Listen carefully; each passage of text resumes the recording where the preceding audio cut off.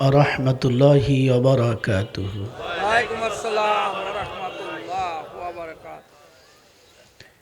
ইন্নাল হামদালিল্লাহ নাহমাদুহু ওয়া নাস্তাঈনুহু ওয়া নাস্তাগফিরুহু ওয়া নু'মিনু বিহি ওয়া নাতাওয়াক্কালু আলাইহি ونعوذ بالله من شرور أنفسنا ومن سيئات أعمالنا من يهده الله فلا مضل له ومن يضلله فلا هادي له ونشهد أن لا إله إلا الله وحده لا شريك له ونشهد أن سيدنا وسندنا ومولانا محمدا عبده ورسوله صلى الله تعالى عليه وعلى آله وأصحابه وبارك وسلم تسليما كثيرا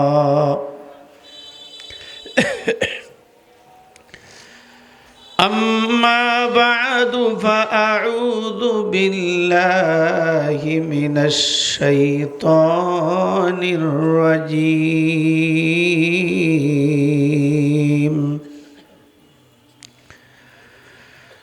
بسم الله الرحمن الرحيم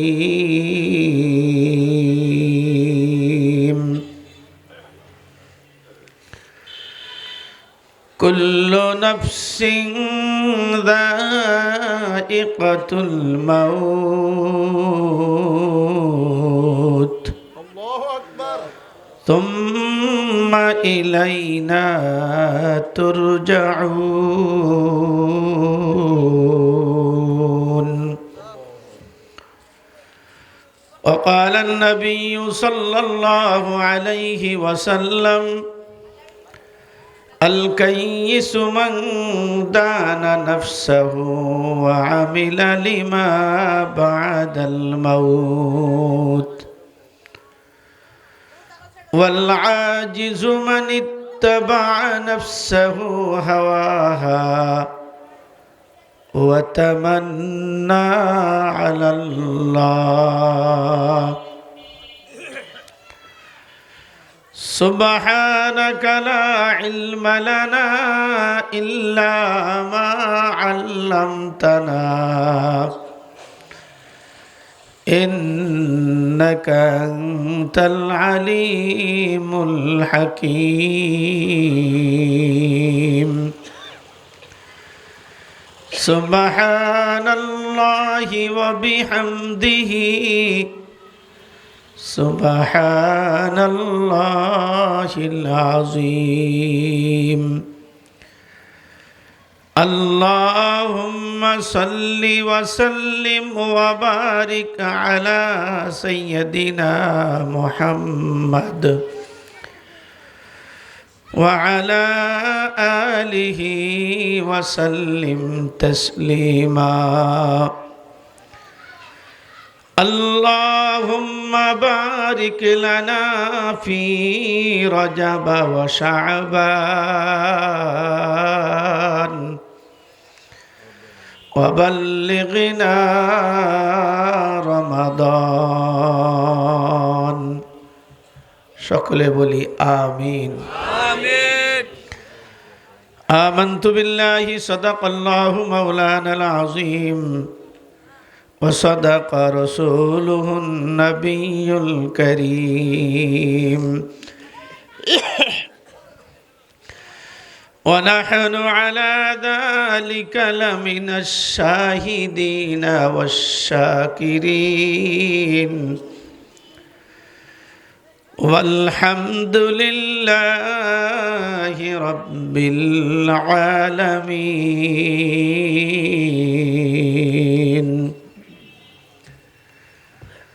দুয়াইর জান্নাতুল বাকি কবরস্থান জামে মসজিদের উদ্যোগে আয়োজিত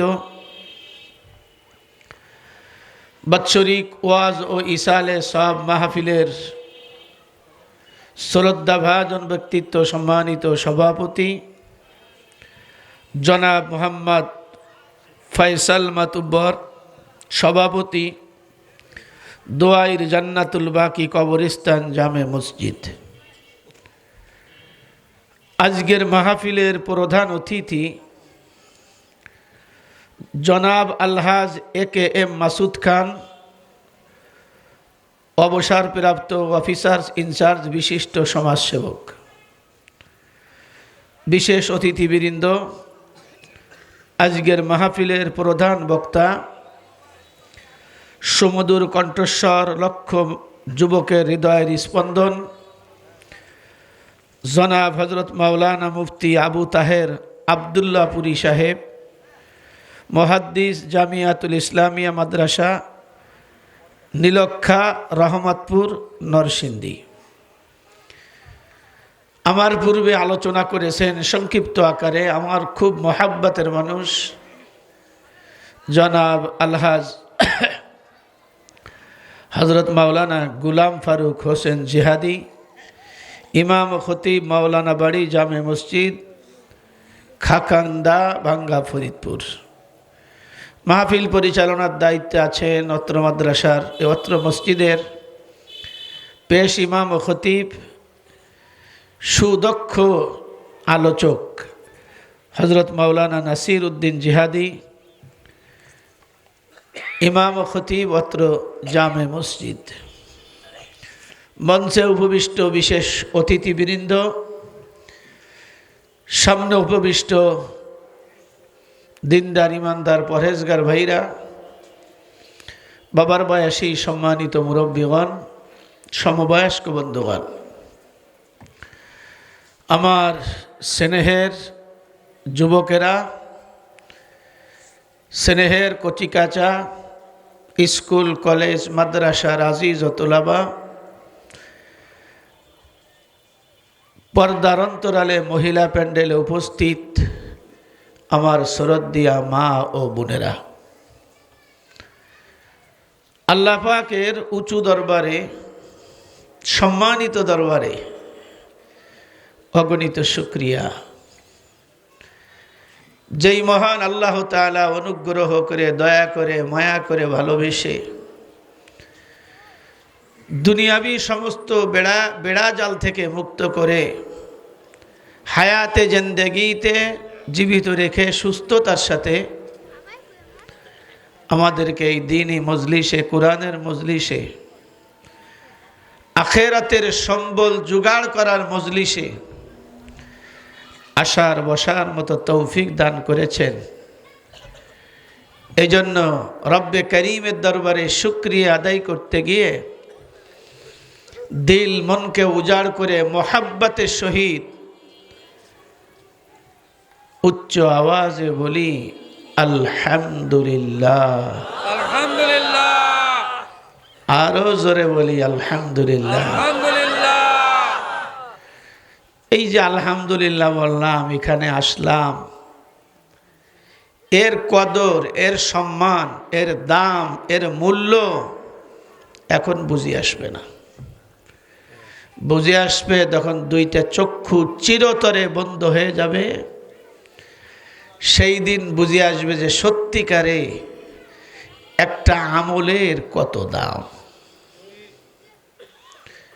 কিয়ামতের ময়দানে একজনকে আল্লাহ পাক বলবেন, যাও একটা আমল তুমি নিয়ে এসো, তোমাকে ওই জাহান্নামের আগুনে আমি পোড়াবো না, একটা আমল নিয়ে এসো, যাও। দুনিয়ার মধ্যে সবচাইতে বড় দরদি মা আর আব্বা। তোকে আওয়াজ আজকে এরম হচ্ছে কে? মাইকের আওয়াজ।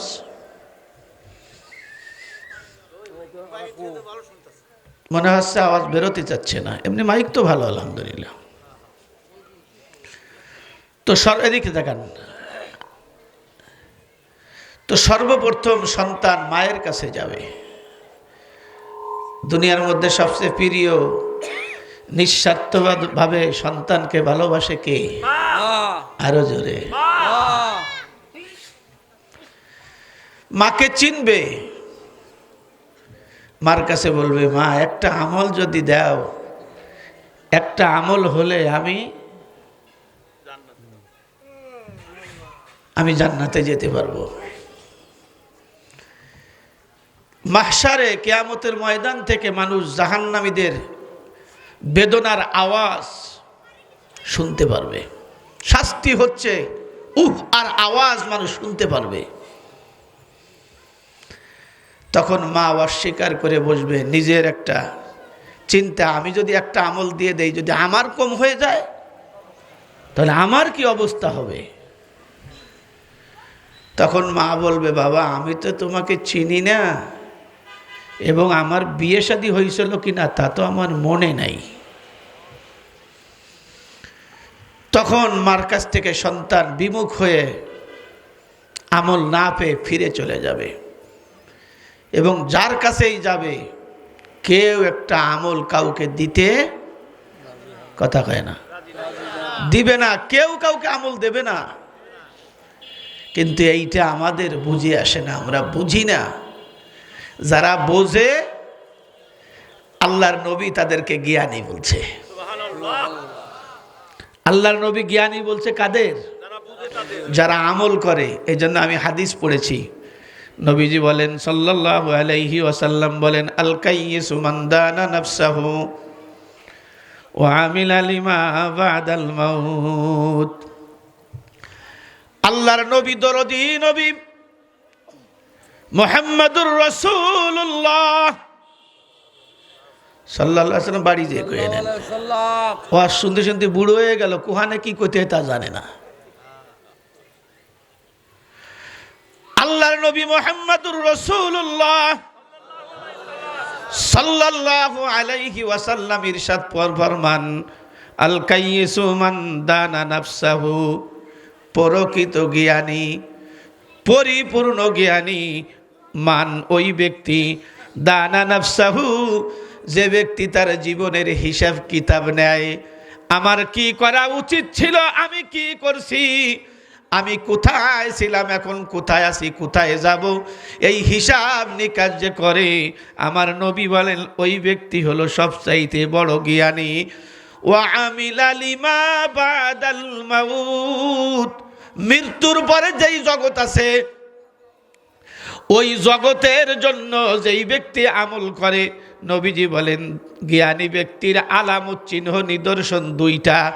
এক নম্বর হলো নিজের জীবনের হিসাব নেয়, নিজেকে অন্যায় অবিচার পাপাচার কাছ থেকে ফিরায় রাখে, এবং মৃত্যুর পরে দুই চক্ষু বন্ধ হয়ে যাওয়ার পরে যেই জগৎ আছে সেই জগতের জন্য নেক আমল করে। আমার নবী বলেন এই সমস্ত মানুষ হইল দুনিয়ার মধ্যে সবচাইতে বড় জ্ঞানী। তাহলে নবীজি বলেছেন জ্ঞানী কারা? যারা নিজের জীবনের হিসাব নেয়, আমার কি করা দরকার ছিল, আমি কি করছি, আমার কি করা উচিত, কোথায় ছিলাম, কোথায় আছি, কোথায় যাব, এই বুদ্ধি, এই হিসাব যাদের কাছে আছে। দুই নম্বর, মৃত্যুর পরে যেই জগৎ আছে, যেই জগতের সাথী বলতে কেউ আছে নাকি? দুনিয়ার মধ্যে যদি বিপদে মুসিবতে পড়ি, আমার বংশের কোনো মানুষ নাই, এলাকার কোনো মর্যাদা আমার নাই, রাস্তায় যদি পড়ে থাকি একজন না একজন মানুষ আমার সহযোগিতা করবে, কিন্তু দোস্তরে কবরে যাওয়ার পরে আমি আপনি যদি বিপদে পড়ে যাই, ওখানে সহযোগিতা করার মতো আমার কেউ নাই। এজন্য আমাকে আপনাকে দুনিয়া থেকে যাওয়ার আগে আমার আপনার কবরের সম্বল জোগাড় করে যেতে হবে। মুসলমান বাবাজিরা ভাইয়েরা, যেহেতু এখানে কবরস্থান এবং মসজিদের সমন্বয় মাহফিল, এই জন্য ইবাদত এবং কবরে যাতে সুখে থাকা যায় এই সম্পর্কেই আলোচনা হবে। মুসলমান বাবাজিরা ভাইরা, মালিক ইবনে দিনার রহমাতুল্লাহি আলাইহি একজন আল্লাহর ওলি ছিলেন। কে ছিলেন? মালিক ইবনে দিনার আল্লাহর ওলি ছিলেন। আল্লাহর ওলি একদিন বসে আছেন, হঠাৎ করে একজন যুবক আসছে হাঁপাইতে হাঁপাইতে।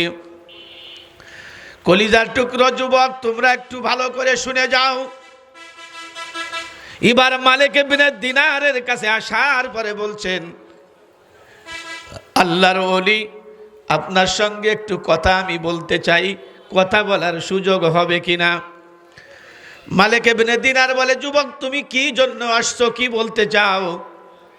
বলছে, হুজুর আমি আপনার হাতে বায়াত হয়ে আপনার কাছে খাঁটি তওবা করে আল্লাহর খাঁটি বান্দা হতে চাই।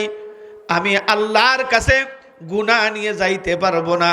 কারণ হলো আমি নিজের চোখে দেখে আসছি, যদি কোনো ব্যক্তি কবরে গুনাহ নিয়ে যায়, অপরাধ করে যায়, তার কি অবস্থা আমি নিজের চোখে দেখে আসছি।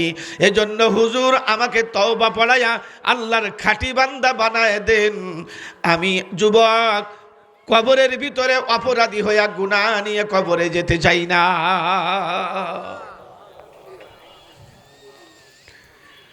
আব্দুল মালিক ইবনে দিনার রহমাতুল্লাহি আলাইহি, এদিকে ও মিয়া ভাই, ওদিকে কি দেখেন আপনি? ওয়াজ শুনতে এসে দেখে যে শ্রোতা কয়জন হইছে, আপনার ওই যারা দেশে কিনা ভাড়া দেশে নাকি আইসেন ওয়াজ শুনতে, ওয়াজ শুনবেন, ভালো না লাগে চলে যাবেন। কেউ রে কেউ আবার পান ধার দেয়, কেউ আবার কাছে জর্দা একটু আনছিলাম, খাবি নাকি? মুসলমান বাবাজিরা ভাইয়েরাম, মালিক ইবনে দিনার যুবককে জিজ্ঞেস করে, যুবক কি অন্যায় কাজ করেছো যার জন্য তোমার তওবা করা দরকার? এই অনুভূতি তোমার মধ্যে তৈরি হয়েছে এবং তওবা করার শুরু লগ্নে একটা কথা বলেছো, নিজের চোখে নাকি কবরের আযাব দেখে আসছো। তোমার কথা তো আমি কিছু বুঝতে পারলাম না, উপলব্ধি করতে পারলাম না। যুবক বলতেছেন, হুজুর তওবা করা আমার জন্য শুধু প্রয়োজন না, প্রয়োজনের চাইতেও প্রয়োজন। হুজুর বললেন, কেন রে বাবা এই অনুভূতি তৈরি হয়েছে, তুমি কি অন্যায় করেছো? এবার যুবক বলতেছেন, হুজুর দুনিয়ার মধ্যে যত প্রকার অন্যায় আছে এমন কোনো অন্যায় অপরাধ নাই আমি করি নাই। হুজুর আমার অপরাধের পরিধি যদি আপনাকে বলি দীর্ঘ সময় লাগবে, দীর্ঘ সময়ের প্রয়োজন হবে। আমার অপরাধের পরিধি আমি বলতে যাব না, তবে একটা কথা আপনাকে বলে যাই, সেইটা হলো আমি যে অন্যায় কাজ করেছি, অন্যায়ের ভিতরে সবচাইতে মারাত্মক অন্যায় যেটা ছিল সেটা হলো আমি আমার অভ্যাসে এবং আমার পেশা ছিল আমি একজন কাফন চুরিকারী। আমার পেশা হলো সবচাইতে নিকৃষ্ট যেটা, সেটা হলো কাফন চুরি করা। এলাকার মধ্যে যদি কোনো কবর নূতন হয়, ওই ব্যক্তির কাফন চুরি করা না পর্যন্ত আমার ভালো লাগে না। ওই ব্যক্তির কাফন চুরি না করা পর্যন্ত আমার ভালো লাগে না। এজন্য আমি পেশায় ছিলাম একজন কাফন চোর। বাস এই কথা শোনার পরে আব্দুল মালিক রহমাতুল্লাহি আলাইহি যুবকের হাত চেপে ধরছে, হায় রে এত বড় দুঃসাহস তোমার, কবর খনন করে তুমি কাফনের কাপড় নিয়ে এসো। কারণ কবরের কাছে যদি নামাজ না পড়ে, রোজা না করে, এই মানুষগুলো কবরের পাশ দিয়া যাইতে পর্যন্ত ভয় পায়। যাদের নামাজ কালাম নাই, পবিত্রতা নাই, রোজা নাই, এই সমস্ত মানুষ কবরের কাছে যাইতে ভয় পায়। কথা বলেন না কেন? এলাকার মধ্যে নাম বললে একেবারে 102 ভাগ চিনে ফেলবেন। 100 ভাগ চিনবেন না, 102 ভাগ। এমন গাড়ির গাড়ি, ও আমার বাপের সব বেঁচে ফেললেও গাড়ির চাকা খান কিনবার পারবো না, সেই গাড়িতে আমার উঠেই নিয়ে গেছে কবর জিয়ারত করানোর জন্য। চলেন হুজুর, ওই যে কবর কর্নারের 1 নম্বর 2 নম্বর 3 নম্বরটা হলো আমার বাবার কবর। যান, তা আপনি চলেন, আমি যাব না, আপনি যে জিয়ারত করে আসেন। তা আপনি যাবেন না কেন? কয় না, সরি আমি যাব না। জিয়ারত শব্দের অর্থ হলো সাক্ষাৎ। তুমি দুনিয়াতে তোমার বাপের কবর জিয়ারত করতে ভয় পাও, তার মানে হলো কি নামাজের সাথে সম্পর্ক। কথা বলেন মুসলমান বাবাজিরা ভাইয়েরা, আমরা সকলেই ইমানদার দাবি করি।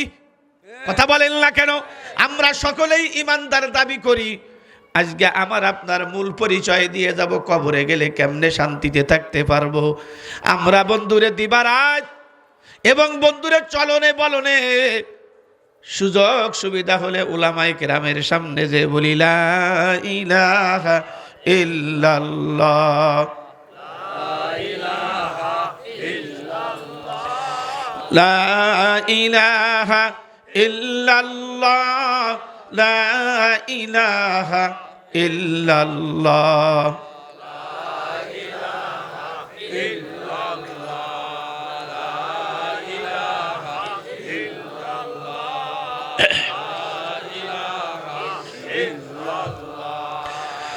লা ইলাহা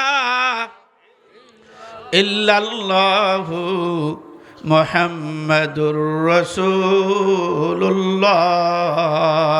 সাল্লাল্লাহু আলাইহি ওয়াসাল্লাম। এই কালেমার ঘোষণা দেওয়ার কারণে আমরা মুমিন, আমরা ইমানদার, আল্লাহর কাছে দামি। কথা বলেন ঠিক কিনা?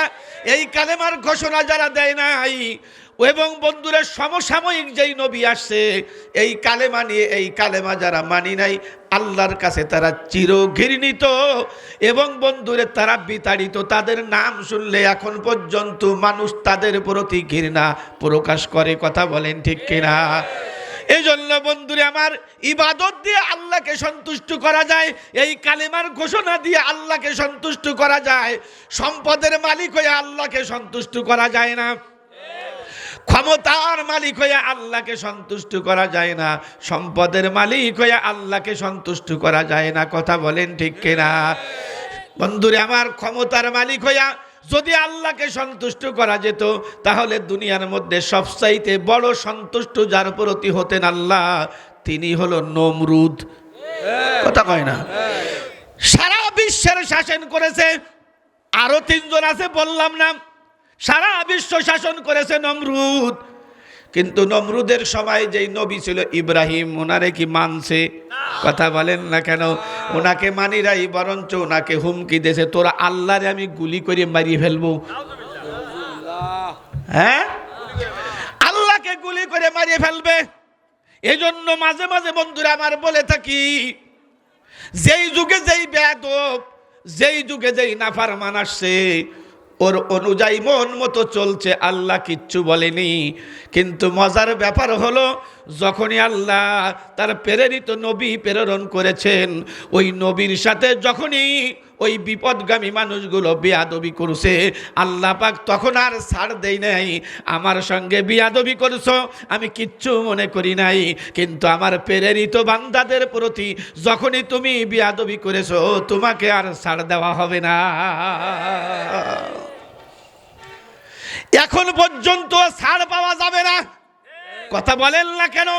এজন্য আমি সাবধান করে দিয়ে যাই, ইমাম সাহেব সামান্য পয়সায় আপনার চাকরি করে, খবরদার ইমামের সাথে গুস্তাকি করবেন না।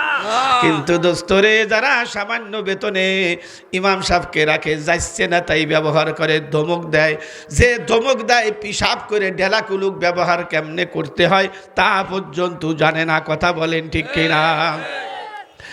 নমরুদ বন্ধুরে আমার কি করে? আল্লাহকে গুলি করে মারিয়ে ফেলবে। সম্ভব তো? আমার মুসলমান বাবাজিরা ভাইরা, এবার আল্লাহ পাকের কুদরত আল্লাহ পাক দেখাই দিয়েছেন। আল্লাহ যা ইচ্ছে তাই করতে পারেন কি পারেন না? এজন্য সূরা ইয়াসিনের শেষ আয়াতের আগের আয়াতে আল্লাহ পাক বলেন, ইন্নামা আমরুহু ইযা আরাদা শাইআন আইয়াকুলা লাহু কুন ফায়াকুন।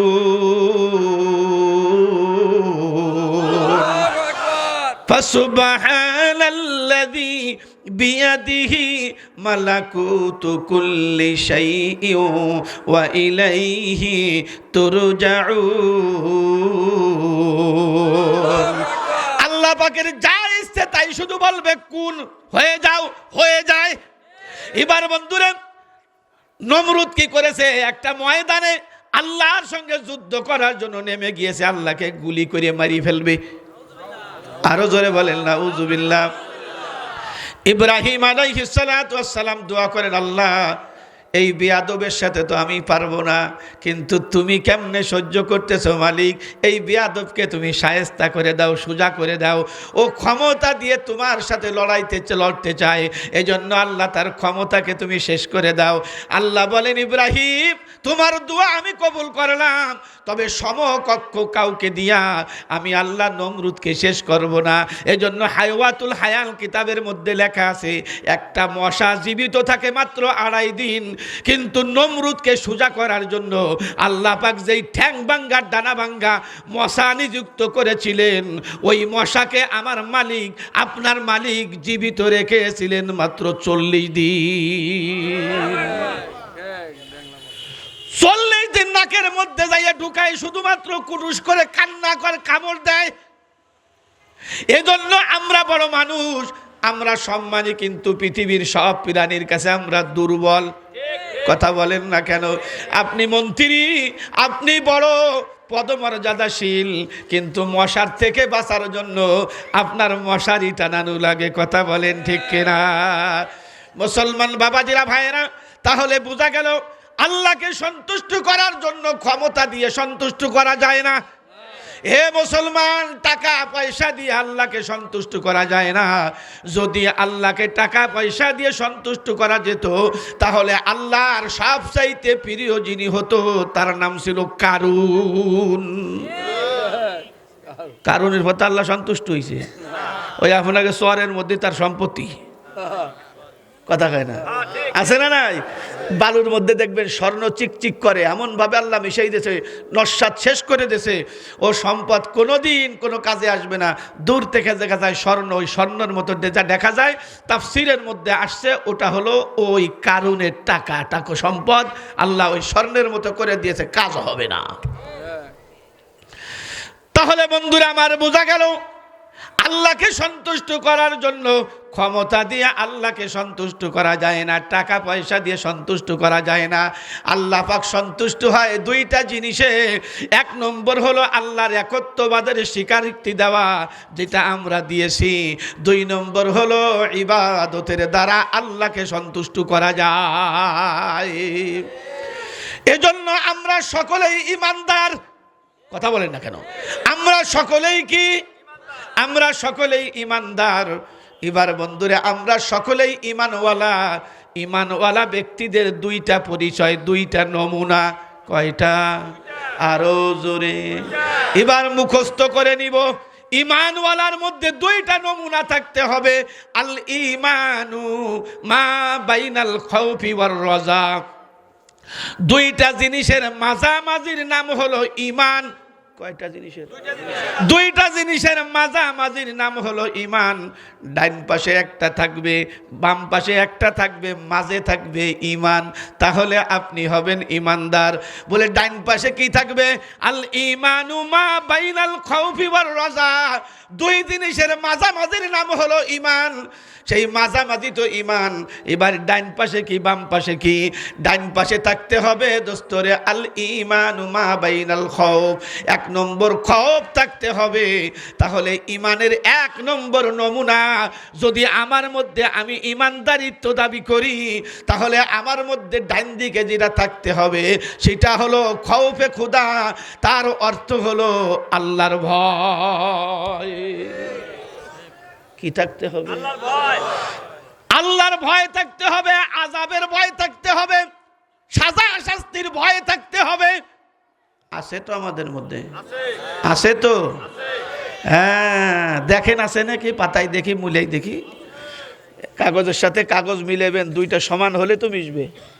হ্যাঁ, 2টা সমান হলে মিশবে, তাই তো? তাহলে এবার মিলাই দেখি। আমার মধ্যে আল্লাহর ভয় আছে কিনা?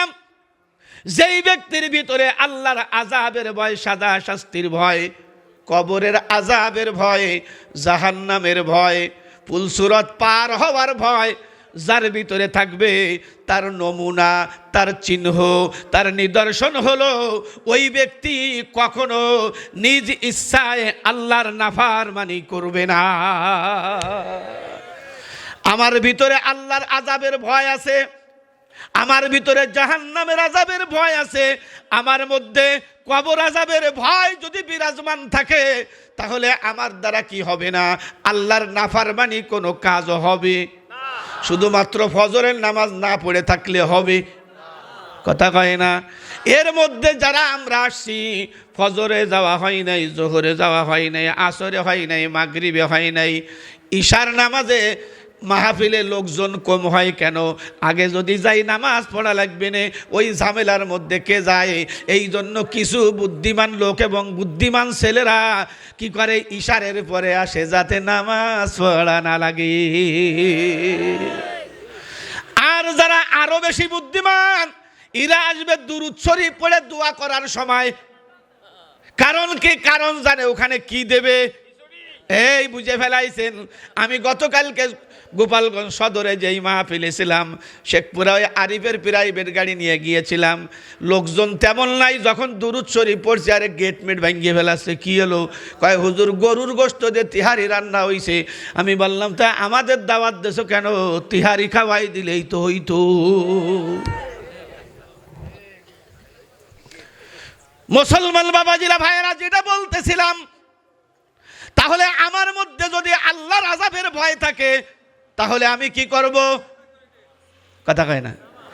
নামাজ না, আল্লাহর আযাবের ভয় যদি থাকে, তাহলে আমার দ্বারা কোনো নাফরমানি, আরো জোরে বলেন, আমার দ্বারা কোনো আল্লাহর নাফরমানি হবে না। আমার দ্বারা নামাজ তরক করা হবে, আমার দ্বারা সুদের কারবার হবে, আমার দ্বারা শরিক ফাঁকি দেওয়া হবে, আমার দ্বারা মালে ভাজাল দেওয়া হবে, আমার দ্বারা মিথ্যা সাক্ষী দেওয়া, আমার দ্বারা সমাজের ভিতরে বন্ধুরে ফাসাদ সৃষ্টি করা হবে। কিন্তু দোস্তরে, আমি যেগুলো বললাম, এগুলো, এই বেদিগুলো সমাজের মধ্যে আছে না নাই? এত যদি বেদি থাকে, তার কারণ কি? কারণ হলো আল্লাহর আযাবকে বিরুদ্ধ আঙ্গুল প্রদর্শন করেছে। ও আযাব টাজাব যারা মানে না, তাদের যারা গুনার কাজ, তাদের দ্বারা আল্লাহর নাফরমানি হয়। বন্ধুরে আমার, যারা আল্লাহর আযাবকে ভয় পায়, তাদের দ্বারা আল্লাহর নাফরমানি হওয়া কোনো ক্রমেই সম্ভব নয়।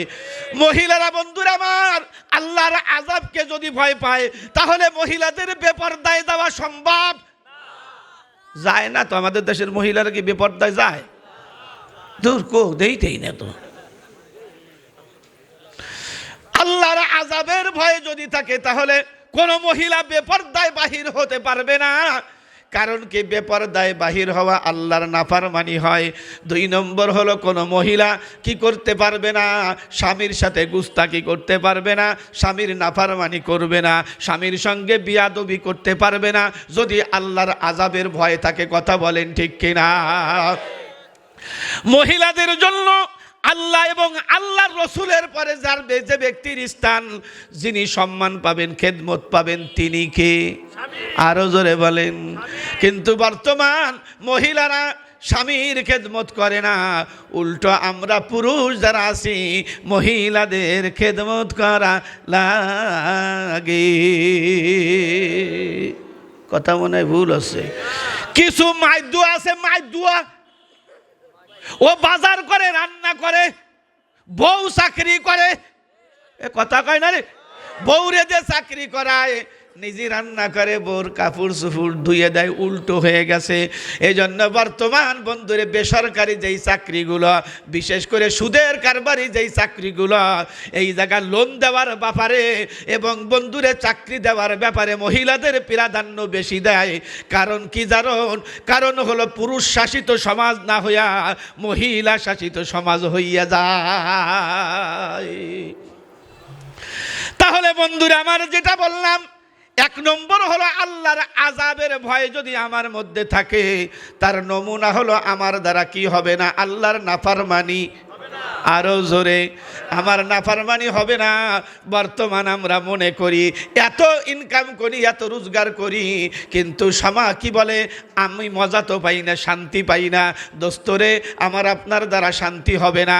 কারণ আমার আল্লাহ বলেন, ওয়ামান আরাদা আন যিকরি ফাইন্না লাহু মাঈশাতান দানকা ওয়া নাহশুরুহু ইয়াউমাল কিয়ামাতি আ'মা قال رب لما حشرتني أعمى وقد كنت بصيرا قال كذلك أتتك آياتنا فنسيتها وكذلك اليوم تنسى দুনিয়ার জিন্দেগিতে শান্তি পাই না, সন্তান আমার কথা মানে না, স্ত্রী আমার কথা মানে না। এরকম নাই মনে হয় সমাজে? এরকম হলো কেন? আল্লাহ পাক সেটা কোরআনে বলছেন, ওয়ামান আরাদা আন যিকরি, যেই ব্যক্তি পুরুষ হোক আর মহিলা হোক, যে আমি আল্লাহর স্মরণ থেকে, আমি আল্লাহর হুকুম থেকে, মান্য থেকে, আমি আল্লাহর জিকিরি থেকে, আমি আল্লাহর ইবাদত থেকে বেমুখ। বুঝলেন আমার কথা? আমি আল্লাহর ইবাদত থেকে যারা বিমুখ, তার মানে কি, ইবাদত যারা করে, ইবাদত যারা করে না, ফজরের সময় আপনাকে পাওয়া গেল না, জোহরের সময় আপনাকে পাওয়া গেল না। এবার আমার আল্লাহ বলেন, ওয়ামান আরাদা আন যিকরি, যেই ব্যক্তি, যেই মহিলা হোক, পুরুষ হোক, যুবক হোক, যুবতী হোক, যে আমি আল্লাহর স্মরণ থেকে উদাসীন, ফাইন্না লাহু মাঈশাতান দানকা, অবশ্যই ওই ব্যক্তির দুনিয়ার জিন্দেগি সংকীর্ণ হবে। দুনিয়ার জিন্দেগিতে কোটি টাকার মালিক হবে, দুনিয়ার জিন্দেগিতে কোটি টাকার মালিক হবে, কিন্তু কি পাবে না? শান্তি পাবে। আরো জোরে। দুনিয়ার জিন্দেগিতে শান্তি পাবে না। এজন্য দোস্তরে, তার জিন্দেগি সংকীর্ণ হবে। যে আল্লাহর ইবাদত থেকে বিমুখ, তার জিন্দেগি হবে সংকীর্ণ, অর্থাৎ শান্তিময় হবে না। বন্ধুরা আমার, দুঃখময়, কষ্টময় হবে। ও দোস্তরে, এই ঘোষণা কার? এই জন্য আমি আপনি শান্তি কোথায়? ইবাদতের মধ্যে আল্লাহর ঘোষণা। আমি আপনি শান্তি সেখানে খুঁজি না, আমরা শান্তি খুঁজি বিভিন্ন সুদের কারবারে, অবৈধ উপরোধনে আমরা শান্তি খুঁজি, যার জন্য আমরা জিন্দেগিতে শান্তি পাই না। এবার বন্ধুরে, এই দনকা সংকীর্ণ, এই আয়াতের তাফসীরের মধ্যে আসছে কি সমস্যা?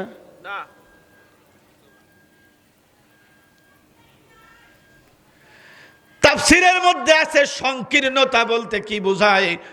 বন্ধুরা আমার, দুনিয়ায় যত অর্থ কড়ির মালিক হবে, জিন্দেগিতে শান্তি পাবে? আরো জোরে বলেন। শান্তি হলো কি? শান্তিময় হলো দুশ্চিন্তাময় জিন্দেগি। জিন্দেগিতে কোনো দুশ্চিন্তা নাই, তার নাম হলো শান্তি।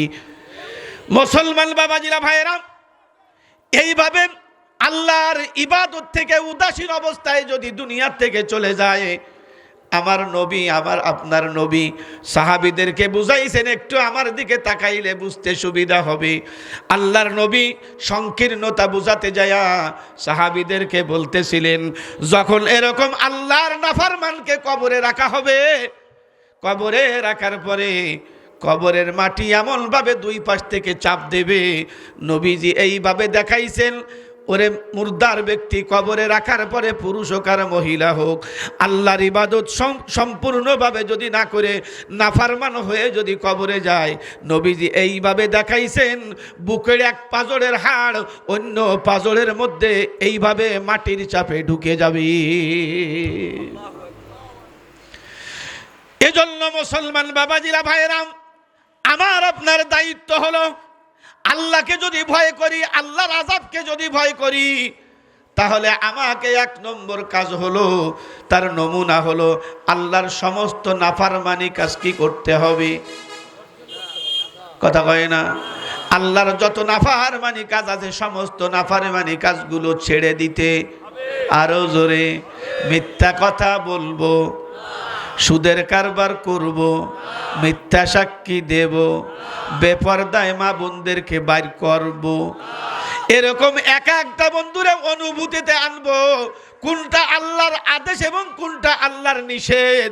আমার জিন্দেগিতে যদি আল্লাহর আযাবের ভয় থাকে তাহলে আমি কোশ্চিন কালেও আল্লাহর নাফরমানি করতে পারবো না। আজ থেকে আমরা ওয়াদা করি আল্লাহর কাছে, আল্লাহ এতদিন যা বুঝেছি না বুঝেছি আজকের থেকে বুঝলাম ইমানের নমুনা দুইটা। এক নম্বর আল্লাহর আযাবের ভয়, আর ভয়ের নমুনা হলো আল্লাহর নাফরমানি কাজকে ছেড়ে দেওয়া। রব্বুল আলামিন যতদিন যে জিন্দেগিতে বেঁচে থাকবো ও মালিক তোমার নাফরমানি করব না। এবার 2 নম্বর হলো ইমানের নমুনা। বাম দিকে যেটা থাকবে, ডান দিকে হলো কি ভয়। মনে আছে তো? আমরা ওয়াজ খেয়ালি শুনি না, আর ওয়াজ তো এখন ওয়াজ নাই, গান বাজনা গজল গীত কত তাতে হইছে, নাচ গান। কিছুদিন পরে বিটিরে মনে হয় বিটাকে সামনে ওয়াজ করা শুরু করে নাকি, তার বা ঠিক কি। তাহলে বন্ধুরে আমার 1 নম্বর হলো আমার যদি আল্লাহর আযাবের ভয় থাকে তাহলে আমি আপনি কি করতে পারবো না? আল্লাহর নাফরমানি করতে যা পড়াই তাই পড়বেন, ওই মন মতো পড়লিও। এবার বোঝা গেল ওয়াজ আপনি শোনেন নাই, ওয়াজ মুখস্থ আগের থেকে করে আইছেন, এজন্য কাজ হয় না। আজকের থেকে প্রতিজ্ঞা করব আল্লাহ তোমার নাফরমানি আমি জানিয়ে শুনে করব, আরো জোরে নাফরমানি করব। এ মুসলমান, বাম পাশে যেটা থাকে ইমান তো মাঝখানে, ডান পাশে হলো ভয়। বাম পাশে কি রয়েছে? বাম পাশে রয়েছে ওর রাজা। রাজা শব্দের অর্থ হলো আশা আকাঙ্ক্ষা। আমি অন্যায় কাজ করে ফেলবো, আমাকে মাফ করবেন কে? নামাজ সুন্দর করে পড়তে পারি নাই, এজন্য নবীজি শিখাই দিয়েছে আযাবের ভয়ে নামাজ পড়েছি। এবার নামাজ তো সঠিকভাবে হয় নাই, এজন্য আমার নবী শিক্ষা দিয়েছেন ফরজ নামাজ পড়ার সাথে সাথে ডান দিকে বাম দিকে সালাম ফিরানোর উপরে আমাকে বলতে হয় আস্তাগফিরুল্লাহ। ওই বেশি চালাক দ্বারা চুপ করে রয়েছে। আস্তাগফিরুল্লাহ, আস্তাগফিরুল্লাহ, আস্তাগফিরুল্লাহ। ফরজ নামাজের পরে ডান দিক থেকে বাম দিকে সালাম ফিরাবে, মহিলা হোক পুরুষ হোক, সঙ্গে সঙ্গে বলবে রব্বুল আলামিন তুমি আমাকে মাফ। তাহলে আমি নামাজ পড়ে অন্যায় কাজ করছি, এজন্য আমাকে আস্তাগফিরুল্লাহ বলা লাগবে। কথা বলেন না কেন? বলে না, নামাজ পড়ে আমি অন্যায় কাজ করি নাই, অপরাধের কাজ করি নাই, কিন্তু যেইভাবে করা দরকার ছিল সেইভাবে আমার নামাজ আদায় হয় নাই। এজন্য মালিকের কাছে কসুর করছি, মালিকের কাছে ত্রুটি স্বীকার করছি। তার নমুনা বাংলার জমিনে ঘরে ঘরে আছে। নতুন বিয়ে আসছে, মেয়ের শ্বশুর খাওয়াইছেন, লুঙ্গি কিনে দিছেন, টুপি কিনে দিছেন, আতর একটা হাদিয়া দিছেন, তসবি একটা দিছেন। এবার গাড়িতে যখন ওঠে বিয়ের আজ ধরে কয় ভাই সাহেব ভালো করে যত্ন করতে পারলাম না, কিন্তু উনারে কিন্তু এর মাঝে 2 দিন পাতলা পায়খানা হয়েছে খাওয়ার ছোটে। কথা কয় না রে? এরপরে যাওয়ার সময় বলে ভাই সাহেব যেইভাবে আপনাকে যত্ন করা দরকার ছিল পারি নাই, দারিদ্রতার কারণে। কোটিপতি মানুষও কয় দারিদ্রতার কারণে যেইভাবে আপনার যত্ন করা দরকার ছিল সেইভাবে করতে পারি নাই। আবার আসবেন, মনক্ষুণ্ণ হয়েন না। যদি আমার আচরণে ব্যবহারে স্ত্রী আপনার বিয়েন সাহেবার রান্নায় যদি কোনো রকম ত্রুটি হয় আল্লাহ রাস্তে মাফ করে দিবেন। আমার আমানত, আমার মেয়েটা আপনার বাড়ি, এজন্য মনক্ষুণ্ণ হবেন না। ও ভাইজান, আমি আপনি নামাজ পড়েছি, নামাজ যথাযথভাবে পড়তে পারি? আসলে কি যথাযথভাবে পারি? কি কব, যারা পড়ে না তারা তো এক দলে, আর যারা আমরা পড়ি কি, যারা আমরা পড়ি এমনও মুসল্লি আছে আপনার আমার কিরাত ফুড়ে ঠিক পায় না, ফেরেশতাতে কি ফুরিয়ে গেল। কথা মনে হয় ভুল হচ্ছে। সুবহানাল্লাহিল আযীম, সুবহানাল্লাহিল আযীম, সুবহানাল্লাহিল আযীম হইছে না? সুবহানা রাব্বিয়াল আযীম, সুবহানা রাব্বিয়াল আ'লা। নামাজের মধ্যে যদি আমি কিরাত পড়ি, কাটা কাটা আওয়াজে যদি আমার কানে আসে আলহামদুলিল্লাহি রাব্বিল আলামিন আর রহমানির রহিম মালিকি ইয়াউমিদ্দিন إياك نعبد وإياك نستعين اهدنا الصراط المستقيم صراط الذين أنعمت عليهم غير المغضوب عليهم ولا الضالين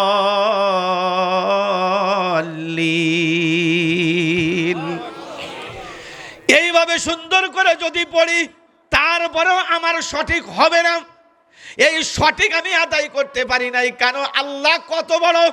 আল্লাহু আকবার, সবাই বলেন আল্লাহু আকবার। লিকুল্লি শাইইন আল্লাহু আকবার, আমার আল্লাহ কত বড়, সব বস্তু থেকে বড় কে? আল্লাহ। কি প্রধান বক্তা চলে আসছে নাকি? না না না না, আপনি বলবেন। আল্লাহু আকবার বলেন, সবাই বলেন আল্লাহু আকবার। শব্দের অর্থ হলো আল্লাহ মহান, আমরা জানি এর অর্থ হলো আল্লাহ সব চাইতে বড়।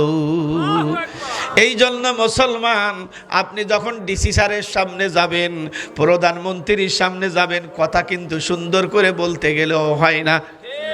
এ আল্লাহ কত বড়, আসমান থেকে আল্লাহ বড়, জমিন থেকে আল্লাহ বড়, সাত তবক আসমান, নদ নদী গাছপালা তরুলতা যত প্রাণী আছে সব প্রাণী থেকে বড় কে? এ মুসলমান, আল্লাহ বড়, তাহলে তার হুকুম কত বড়, তার হুকুম আদায় করা কত বড় কঠিন। এজন্য আমি আপনি সুন্দর করে আদায় করতে পারি নাই।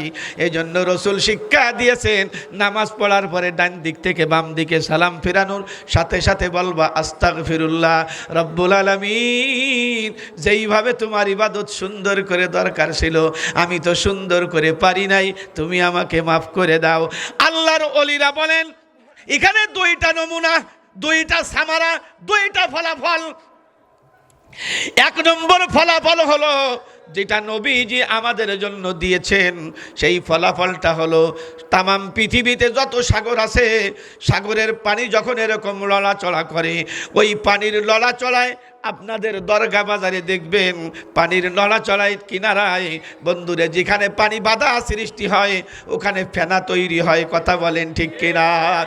নবীজি বলেন আস্তাগফিরুল্লাহ, আস্তাগফিরুল্লাহ যদি কেউ 3 বার বলে, পৃথিবীতে যত সাগর আছে সাগরের পানির তাড়ায়, পানির হরকতে নড়াচড়ায় যেই ফেনা তৈরি হয়, ও আমার উম্মতের পুরুষ মহিলা, তোমার আমল নামায় যদি ওই ফেনা বরাবর গুনাহ থাকে, আস্তাগফিরুল্লাহ 3 বার বলার সঙ্গে সঙ্গে রব্বে কারীম তোমার আমল নামা থেকে ফেনা বরাবর গুনাহগুলো মাফ করে দেয়।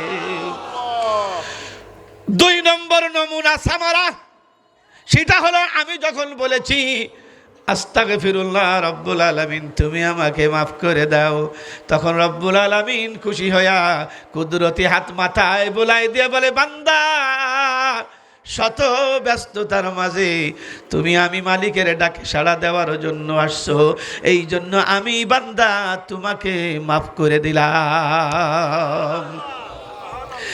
এজন্য বন্ধুরে আমার 2 নম্বর হলো রজা, আশা আকাঙ্ক্ষা।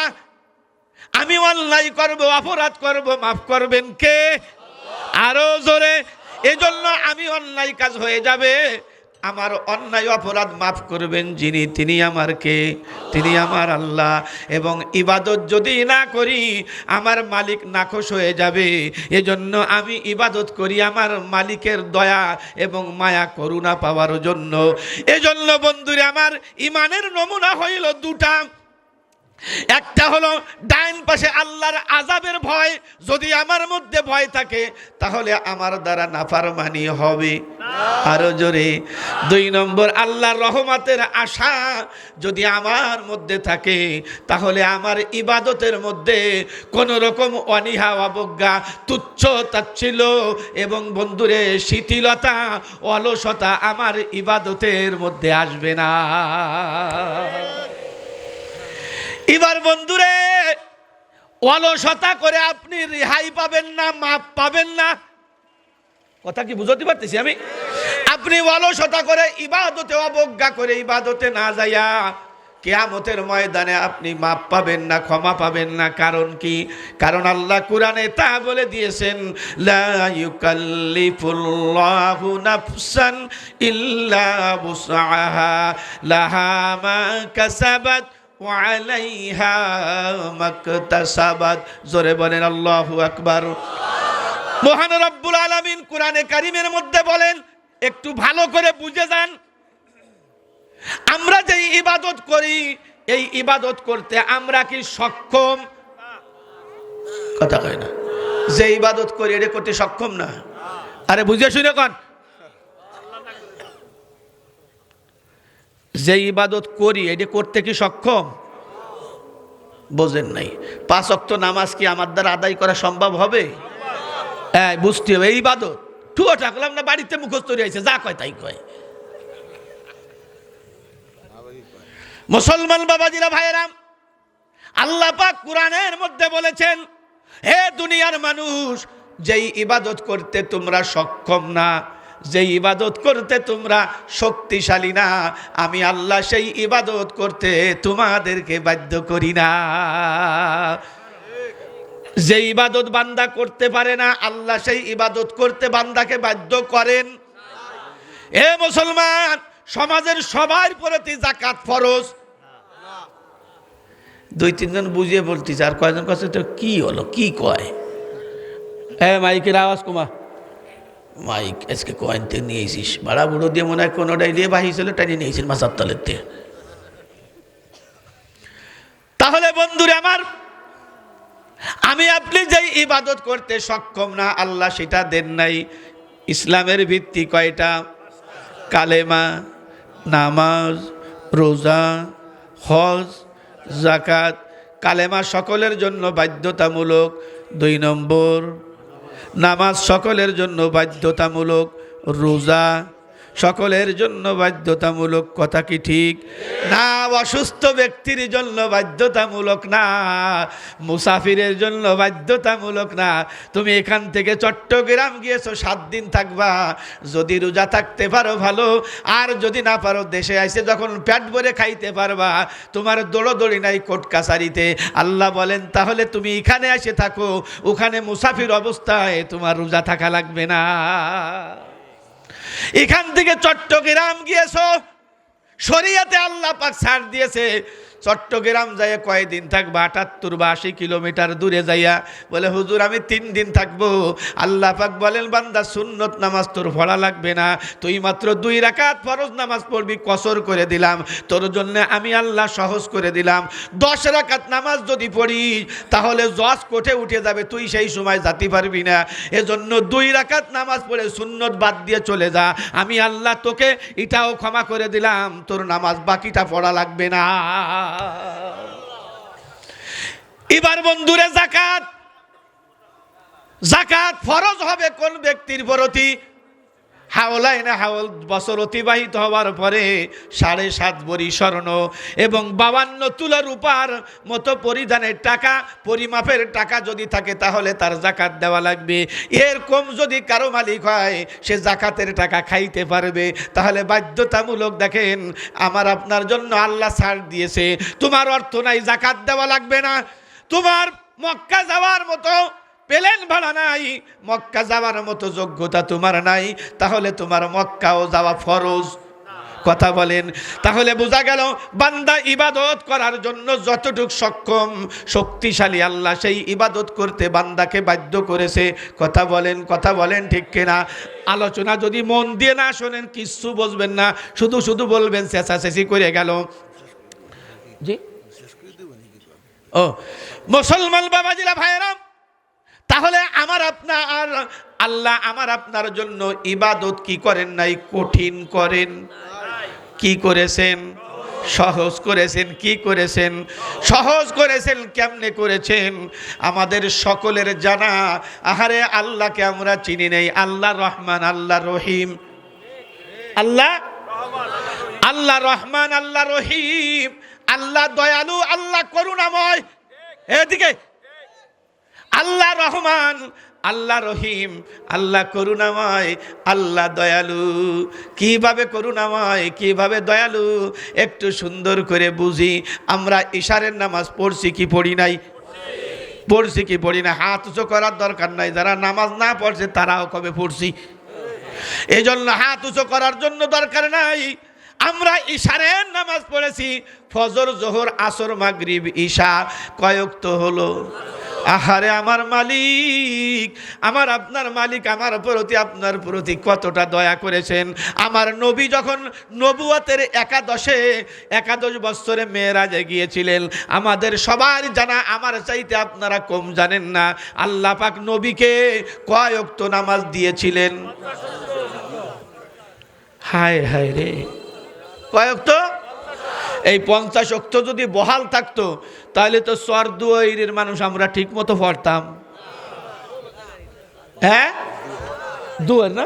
ও দুয়ার, সরদুয়ার কোন দিকে আবার? ও আচ্ছা, এটা হলো দুয়াইর। আচ্ছা আচ্ছা, আপনাকে টাকা পয়সা ওয়াজ হইতে তো ভুলে কয়ে ফেলেছি সরদুয়ার, আমার মনে করে টাকা দেয় ওয়াজ দেয়, আমরা খাওয়াবানি, আমরা উনি কয় সরদুয়াইর না, আমরা দুয়াইরের মানুষ, সরদুয়াইরের মানুষ। শেখপুরা, কাউলি বেড়া, কামারকান্দা ওদিকে যারা আছি, যদি 50 ওয়াক্ত বহাল থাকতো আমরা পড়তে পারতাম। আরো জোরে বলেন। ওরে দোস্ত রে, দুনিয়ার কত কিছু চিন্তা করলাম, আমার মালিকের কুদরত আমি কোনোদিন চিন্তা করি নাই। আমার আল্লাহ ভালো করে জানেন, আমার বন্ধু মুহাম্মদ যদিও পড়তে পারবে, কিন্তু শেষ জামানায় এমন একটা উম্মত আমার বন্ধুর হবে, 50 ওয়াক্ত যদি বহাল রেখে দেই, আমার বন্ধুর উম্মতেরা পড়তে পারবে না, মহিলারা পড়তে পারবে না, কমজোর, কম হায়াত, ব্যস্ততা বেশি, পড়তে পারবেন না। এজন্য নবীজিকে মেরাজ থেকে দিয়ে দিয়েছেন, যান 50 ওয়াক্ত নিয়ে যান উম্মতের জন্য। ষষ্ঠ আসমানে আল্লাহ পাক মুসা আলাইহিস সালাতু ওয়াস সালামকে দাঁড় করে রাখছে। ও মুসা, তোমার দায়িত্ব হলো আমার বন্ধু জানো 50 ওয়াক্ত নামাজ নিয়ে জমিনে যাইতে না পারে। চিন্তা করছেন? হ্যাঁ, বর্তমান বাংলাদেশে যদি আমার কাছে 2000 টাকা পান আপনি, আর আপনি যদি কোন 1500 টাকা মাপ, আপনি 500 দিয়েন, আপনার ওই 500 দেওয়ার আগে কমপক্ষে 5 বার আপনার সালাম করব। বোঝেন নাই? আপনার মতো লোকই হয় না। মুসলমান বাবাজিরা, ভাইয়েরাম, এবার আল্লাহর নবী মুহাম্মদুর রাসূলুল্লাহ সাল্লাল্লাহু আলাইহি ওয়াসাল্লাম ফিরে আসছেন ষষ্ঠ আসমানে। আল্লাহর নবী মুসা আলাইহিস সালাতু ওয়াস সালামের সঙ্গে সাক্ষাৎ।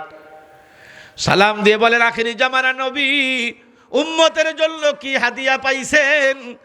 আমার আপনার দরদি নবী বলেন, নামাজ। কয় ওয়াক্ত? কয় 50 ওয়াক্ত। উনি কয়, লা ইলাহা ইল্লাল্লাহ। কোয়াও কি তুমি 50 ওয়াক্ত নিয়ে চলে আসছো? আমার আপনার দরদি নবী বলেন, আল্লাহ পাক আমাকে হাদিয়া দিয়েছে, হাদিয়া কি ফেরত দেওয়া যায়? আল্লাহর নবী মুসা আলাইহিস সালাতু ওয়াস সালাম বলেন, ফেরত দেওয়া যায় না বুঝি, কিন্তু মুসা আলাইহিস সালাম বলছেন, কিন্তু আখেরি জামানার নবীরে তোমার উম্মত 50 ওয়াক্ত আদায় করতে পারবে না। আমার আপনার নবী দাঁড়ায় আছেন, দিলেন আল্লাহ, উনি কয় পারবে না। কারণটা বুঝলাম না। জলিল কদর নবী নিজের থেকে কোনো কথা বলবেন না, তাহলে আমার আল্লাহ বলায়, আমার আল্লাহ মনে হয় আমার উম্মতের বোঝা হালকা করতে চায়। জলিল কদর নবী মুসা আলাইহিস সালাতু ওয়াস সালামকে শ্রদ্ধা ভরে ভক্তির সঙ্গে আমার আপনার দরদি নবী বলেন, সিনিয়র নবী, তাহলে আমার করণীয় কি? কয় করণীয় বোঝেন নাই, এত বড় বোঝা আপনি পারলেও উম্মত পারবেন না, ফেরত দিয়েছেন। কয় যে আমার উম্মত পারবে না। আল্লাহর নবী চলে গেলেন আল্লাহর দরবারে। আল্লাহর দরবারে যাওয়ার পরে আল্লাহকে ডাক দিয়েছেন, আল্লাহ জানেন না মুহাম্মদ কি জন্য ফিরে আইছে? কথা বলেন না কেন? এই জন্য আলোচনা বুঝতে হবে, শুনতে হবে, কি শুনলাম, কি করলাম, কি পাইলাম, আমার আপনার আল্লাহর তার পরিচয় জানতে হবে। আল্লাহর নবী যখন বলছেন, আল্লাহ আমি ফিরে আসছি, আল্লাহ পাক বলেন, আবার আইসো কে দোস্ত? এবার বলে সিনিয়র নবী মুসা আলাইহিস সালাম বলেন, আমার উম্মত নাকি 50 ওয়াক্ত পড়বার পারবে না। আল্লাহ জানে না। আল্লাহ পাক বলেন, দোস্তরে, বন্ধুরে, যখন ফিরে আসছো, তাহলে তুমি যখন পেরে আর দাও, অনুরোধ করো, দরখাস্ত যখন দিলা, যাও 10 ওয়াক্ত কমায়া দিলাম। সুবহানাল্লাহ কয় যে কয়জন পড়ে, আর যারা পড়ে না তারা মধ্যে সব নাক মালে মাকি এসব পড়ি না। হে মুসা, হে আমার বন্ধু, যাও 10 ওয়াক্ত কমায়া দিলাম। সুবহানাল্লাহ, বাড়ি থেকে কয়ে নেন 10 ওয়াক্ত কমাই দিলাম। আমার আপনার দরদি মনে করছে 40 ওয়াক্ত, তাহলে মনে হয় পারবে। এরপরে আরো যে কুদরতের খেলা হবে, আমার আপনার